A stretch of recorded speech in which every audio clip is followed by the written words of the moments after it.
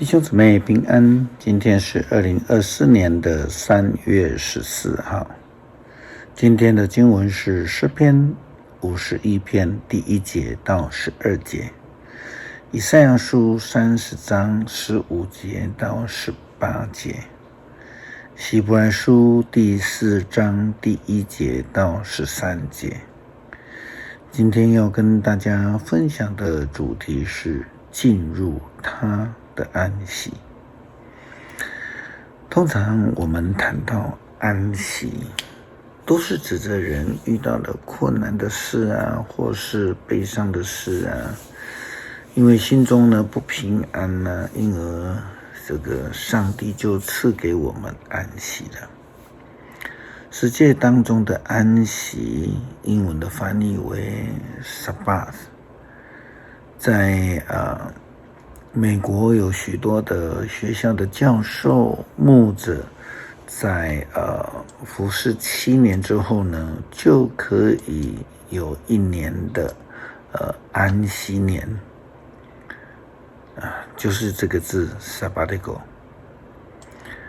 这个概念也是符合了耶稣基督他所说的，凡劳苦担重担的人，可以到我这里来，就必得到安息。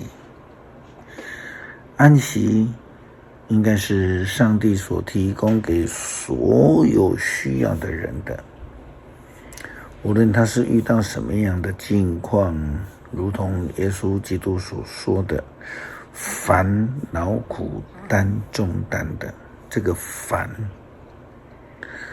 是有需要的人，就可以得到主里的安息。以赛亚先知在以赛亚书30章第15节到18节，以色列人说到安息的时候，却与我们的了解不太一样。那经文说到至高的上帝，以色列神圣的上帝对他的子民说，回来吧，安心信靠我，你们就得安全，镇静等待我，你们就有力量。但是你们不愿意，你们想要用快马逃脱敌人的追赶，不错，你们必须逃亡。你们以为自己的马够快，可是敌人的马比你们的更快。纵使你们有1000人，只要看见一个敌人，你们就奔跑；只要有5个敌人，你们就全军覆没。你们的军队完了，只剩下山顶上孤零零的一根旗杆。但是上主还在等待，他等着要施恩给你们，他要怜悯你们，因为上主是公正的上帝，信靠他的人多么幸福啊！他说要反悔来进入安息，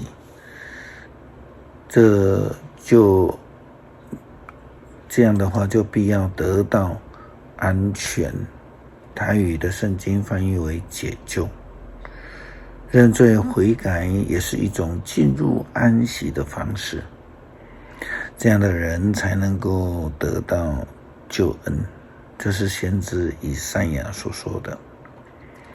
希伯来书告诉我们，安息是上帝给世人的应许，我们应当小心，因为有人认为得不到，就如同上面以赛亚先知所说的话，他们不但拒绝进入安息，而选择骑着快马逃走。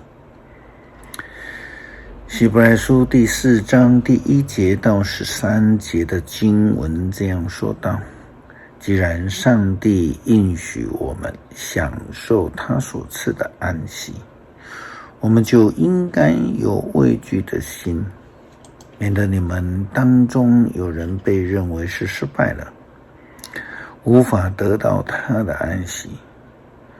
我们已经跟他们一样听见福音，他们听了信息并没有得到益处，因为他们听见的时候并没有用信心去领受。我们相信的人可以享受上帝的安息，正如他所说的，我在愤怒中发誓，他们永不能得到我所赐的安息。虽然上帝从创世以来已经完成了他的工作，他仍然说了这样的话。圣经有一处论到第7天，说在第7天上帝歇了他一切的工作。在同一件事上所引的经文又说，他们永不能得到我所赐的安息。那一些先听到福音的人不能得到安息，是因为他们不信。可是另有些人得以享受他的安息。